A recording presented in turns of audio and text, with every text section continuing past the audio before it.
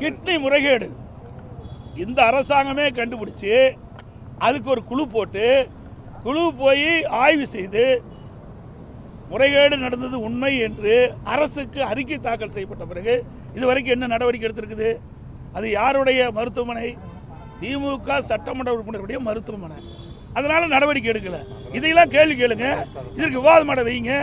ஒரு தயவு செய்து ஊடக நண்பர்கள் பத்திரிகை வேணும், ஒரு டிவியாவது ஒரு தொலைக்காட்சியாவது இந்த கிட்னி முறைகேடு நடந்தது விவாதம் பண்ண வச்சிக்கலாம்.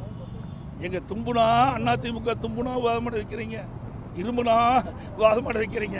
இவ்வளவு பெரிய நிகழ்வு தமிழகத்தில் நடைபெற்றிருக்குது. ஒரு கொடுமையான நிகழ்வு. வறுமையை பயன்படுத்தி பணத்தாசை காட்டி அந்த ஏழைகள் இருந்து இந்த கிட்னி முறைகேடு இருக்குது, கிட்னி திருடி இருக்காங்களே, இதுக்கு என்ன நடவடிக்கை இந்த அரசு எடுத்தது?